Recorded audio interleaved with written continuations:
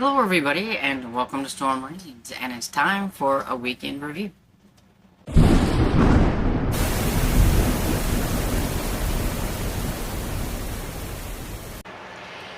So the weekend review is where I talk all things entertainment, whatever I like, watched or read or listened to, things like that and everything. And so the books that I read last week, which would be from July 27th through August 2nd, was Blowing Up a Murder by Tanya Koppes. This one was really fun.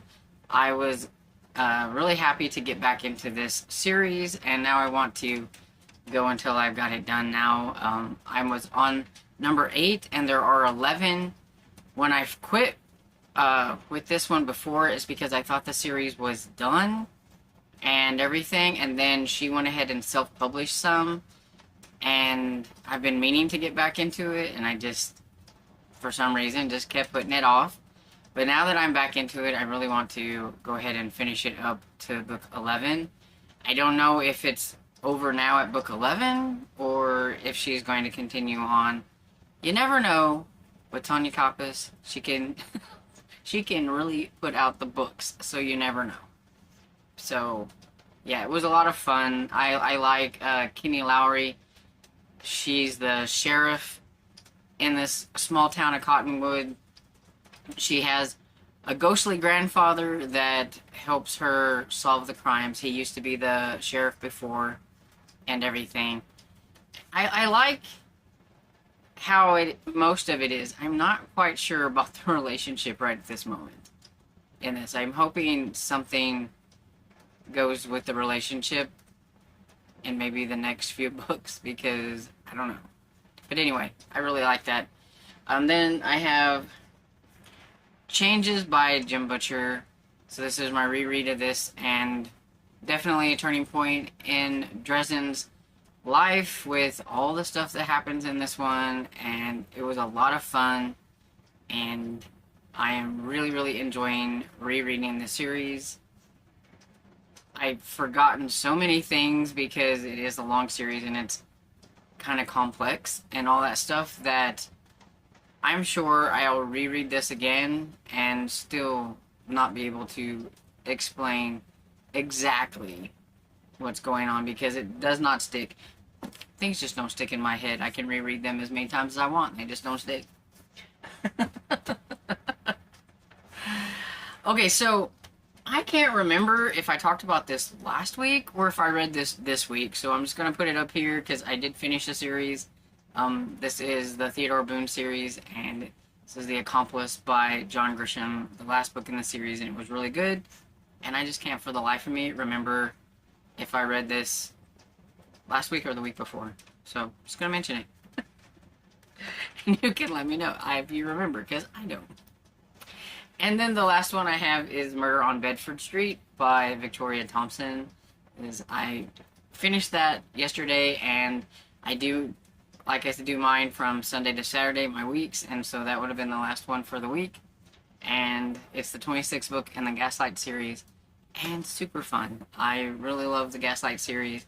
I'm really sad that there's only one more left, but it is really fun. Buddy reading it with Esther Jane, and she is helping me accomplish finishing out a series, because I'm pretty sure I would have held on to it a little bit longer if I wasn't reading it with her. And so I'm glad she's kind of giving me that little push to just go ahead and get the series finished. So what am I currently reading? So currently I am reading Primal Waters by Steve Alton. About 40% into that one, and it's going okay. These books, the Meg books, they're never, I don't think, for me, going to be like wowing or anything like that. They're just okay. I don't mind reading them. I like learning about what's going on with the Megs and Jonas and things like that. But I need way more like killer animal action and less of the other stuff. And they're like really kind of thick books too and everything, and I think they could have been condensed down a little bit. But still, it's going okay. It's starting to get a lot more interesting now. And then I started Unknown Threat by Lynn H. Blackburn, one of my Christian suspense books for the Keep Me in Suspense readathon. I wanted to make sure I got going on some of those, and I'm only like 4% into that, so not really gotten far. But so far, it's not been too bad. I'm enjoying it. I don't remember the characters' names right off the bat right now, because like I'm only 4% into it, so it hasn't got ingrained into my head. I do know that at the beginning, it starts off like with a bang. Some Secret Servicemen have been attacked and everything. 2 are dead, 2 are injured, and the FBI woman that's going to be in charge of the case knows one of the ones that is injured. I don't know exactly what the relationship is between them, but I just know that she knew one. Whenever she heard the names, she, was like, oh my goodness, like, so she knew one of them. And that's pretty much all that's really happened in the, like, first 4% of the book. So I'm reading on Bury Me Deep by Christopher Pike. It's one of my eyeball reads and everything, but I still haven't really read that much on it. I am on page 14, so not really gotten too far into it. And so far, it's a little cheesy. This girl is so excited to be going to Hawaii on a vacation, and on the airplane she meets a guy named Mike, and she's definitely a bit boy crazy, and is a young adult. It just cracked me up that one of the big reasons she can't wait to get to Hawaii is because there's boys there. I mean, there's boys everywhere, right? But I just thought that was funny. And then I decided to read a few stories from my Mammoth Book of Pulp Action for Garb August and everything. So I'm still working on the first story in here. That story was written by Earl Stanley Gardner, so I think that's cool. And the story is called The Kid Clips a Coupon and everything. So I'm not reading this whole thing during Garb August. I just thought it would be kind of fun to read a couple of them out of here and get started on this big, massive book that I have of short stories, or I'm never going to read it. So we need to get started. Okay, so a few people that I have watched on BookTube. Okay, so this go around I don't have any that aren't in the BookTube community that I've watched. I have watched some, but I prefer not to talk about the political things that I watch on there, so I'm not mentioning any of them, anything like that. But I do have 4 booktubers that I would like to mention. So we have Grammaticus Books, and I can't remember what his actual name is, but he did a vintage science fiction haul that I watched lately and everything, and he talks pretty much all things science fiction, like the vintage kind and everything. So if you've never heard of him, you can go and check out his channel. It's pretty cool. And then the Reading and Writing Life, if I'm right, I think her name is Amanda. I need to pay attention to those things more closely. But I'm putting her on here in case anybody wants to go and check out the chaos that she is ensuing this month. Because I think her, and I think maybe Paige from Pages with Paige, I think that's what the name of it is. So there is another one if you want to go and check it out. I need to check. But I think they're both doing Augustathon, which means that they are trying to participate in all the August readathons. And if you've ever watched Paige go through all the readathons that there are every month, there are a ton of them, and so I think that's just very chaotic and everything. But Amanda's got a strategy, she's got a spreadsheet, and when she needs to read books, and what books she needs to read, and how much she needs to read, and I wish I was that organized. So you should go and check her out and everything, and she's a really nice lady, and she's actually the person that I got the idea for how I do some of my other videos because of how she does her videos. I asked her what software she used, and so she told me and everything. So she's very nice. And then I met a new booktuber, at least new to me, Bo's Books, and I don't know what her actual name is, but the video that I seen that she had created was she made a game. Like, she actually has a game, and it's based around final girls and horror books and things like that, and movies, horror movies. It was really interesting. I watched the video where she was talking all about it, the gameplay and what you do and everything, and how she's using it to pick her books every month, and it just looked really fun. And I wish I was that creative, because I would love to make my own bookish game that was like creative like that. I mean, the way she's playing it, it means like you're actually playing a board game, and I thought that was pretty cool. And then the last one I have is Cameron Chaney from the Library Macabre. If you love old school 80s and 90s, like any kind of middle grade books to the horror from back then and things like that, you will love his channel. He has the coolest library ever. I'm always admiring the books in the back and everything, and I think his whole house is like a library, actually, and everything. He's got a lot of books, and he did some recent hauls lately that I've been watching, because he took a trip, and he went to the Nancy Drew, like, museum that's in a library. I don't remember where it was, Toledo or something like that. It was super cool. I never seen so much Nancy Drew stuff in my life. It was so awesome. He was, had a video of it and everything, and that was really cool. But I tell you what, he finds the best old school books and everything, like the middle grade books that he finds, and in such good condition. We don't have anything like that around here. I get so jealous. But yeah, he's super cool. And he's also an author. He's written, I think, a short story collection or a novella or something like that. Autumn Crow. And then he has a horror book that's kind of reminiscent of Fear Street, so if you like that kind of stuff, called Fresh Hell, I think. Those are the two books that he has actually written so far and everything. I haven't read them. I do have the Autumn Crow one on ebook, but I don't have the other book. I'd like to get it, but I just don't have it. But yeah, so he's pretty cool. And so movies that I watched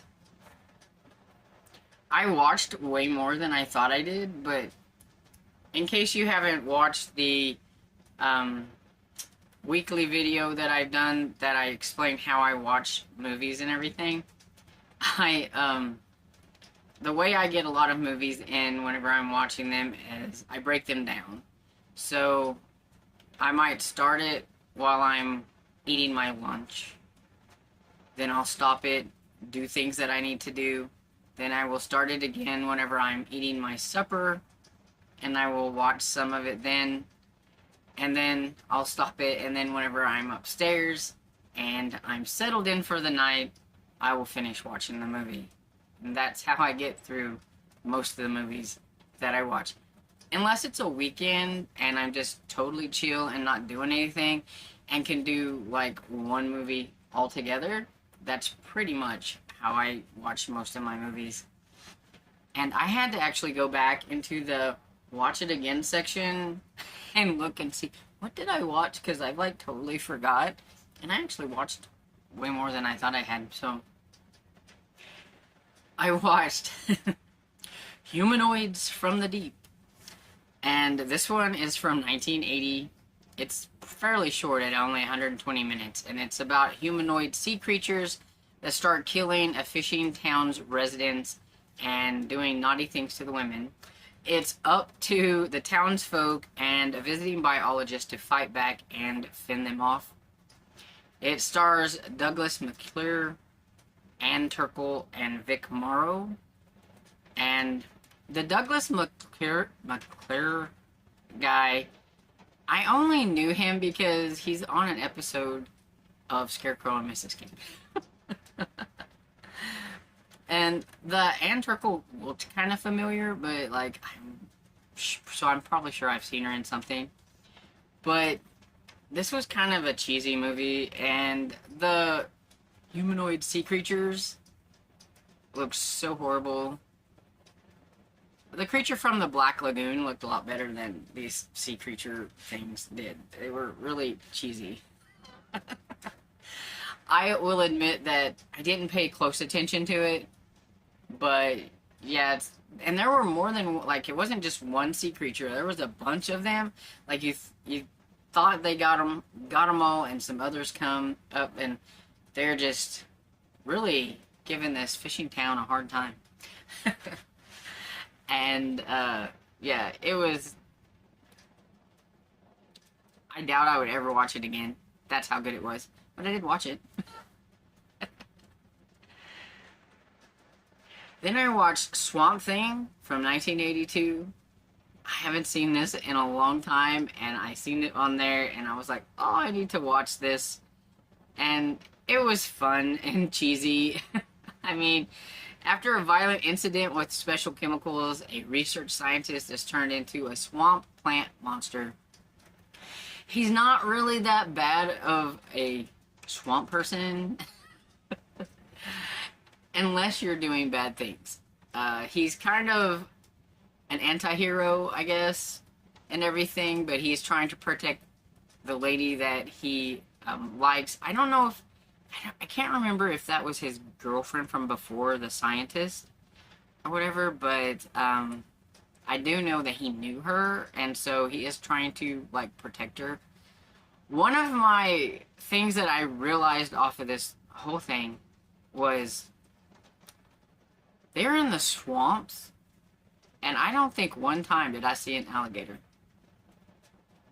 The whole time people are splashing around in the water, they're falling out of a boat, there was not one alligator. I mean, come on, it's the swamps. Even if the alligator didn't eat the person, you would think you would see one swimming somewhere or something, because it's a swamp. But other than that, I still, cheesy aside, I still thought it was fun. And it had been, like, forever since I'd seen that. I probably haven't watched that since, like, my early 20s. I forgot to say who starred in it, but it stars Louis Jourdain, Adrienne Barbeau, and Ray Wise. And then whoever played the little swamp monster, but I don't remember who his name was, and it's not on here.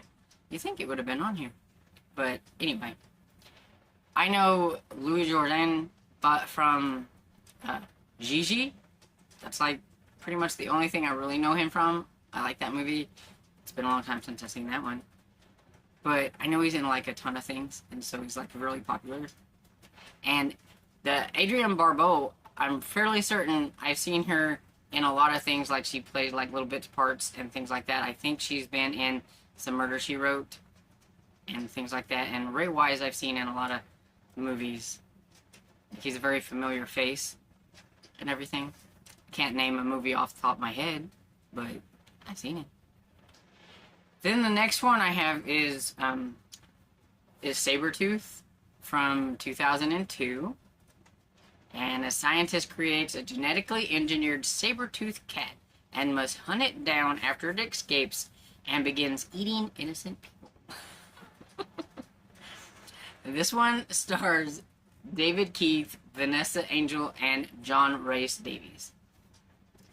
I like David Keith and I like John Rhys Davies and everything, so it's a fun one. I've seen this one before. It had been a while, and I thought, why not?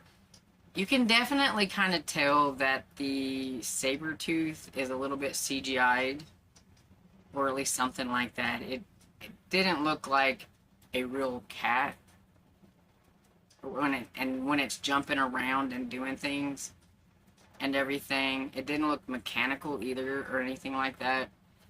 And you don't really get to see it in action very much. You get to see like a big mouth or whatever at times, and then you see it from afar jumping around and through its eyes and things like that. But yeah, it's okay. You know, your run-of-the-mill killer animal movie. Then I had what I call my Blue Gossett Jr. double feature, because I watched The Principal with Jim Belushi and Blue Gossett Jr. and Ray Don Chong. And it's about a teacher who is assigned to be the principal at a violent, crime-ridden high school. And he got himself in trouble at the beginning because he was drunk. And so they assigned him to this, and instead of just kind of going with the flow, he decides to cause a bunch of chaos and get himself into a lot of trouble. And the one guy who thinks he's running the school, who doesn't look like he belongs there. A lot of these students, let's just face it, they never look like they belong there. They look like they're probably in their like mid-20s. But anyway, he's like running the school, has it out for him and everything. And so definitely action. It's part of my Action August. That's what I started off with, was The Principal. And then I watched Toy Soldier with Sean Astin, Will Wheaton, and Blue Gossett Jr. and Keith Coogan, I think was in it. Some people might know that. I know that name sounds familiar, but sometimes I don't know names, but I recognize faces. And so this is about a group of troublemaking boys who decide to take a stand when terrorists seize control of their boarding school. And this one is from 1991. I forgot to say, but The Principal was from 1987. And so yeah, this one was a lot of fun. It was kind of cheesy, but fun at the same time. I like, you know, how the boys got all the information and stuff for the good guys so that they could come in at the end and save the day and all that kind of stuff. A lot of fun. Okay, so to end things, I'm going to put up here and kind of cover my face so that you won't be seeing me, but hopefully you'll be hearing me. Anyway, I'm going to show you all the movies that I have planned for Action August. Whether I get to them or not is a different story. Whether I change my mind, it's like reading. I will make a TBR. I'm making a movie TBR. Or TBW, I guess.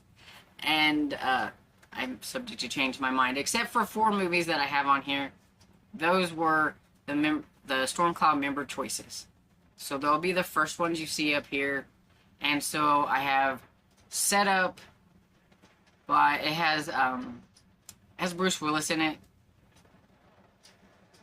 That's the only thing I can remember. We have The Fourth Angel, and it has I think it was Jeremy Irons in it. We have Alone in the Dark, which had Christian Slater in it, and True Crime, which has Kevin Dillon and Alicia Silverstone. So those 4 were the ones that had the most votes by the time I decided to make this and everything. I'm not sure if all the Stormcloud members actually looked at my video or anything, but this is what we're going with. These are the ones that had the most votes. They are set up by the one that got the most votes to the least amount of votes, but still had more votes than the other one. So, surprisingly, Setup got a lot of votes. I was surprised. And so, there's that. And then, the rest of the movies. So, here is the rest of the movies. It has 2 movies that I've already watched, and I've kind of lessen the transparency on them because I have watched them. That's how I'm keeping track.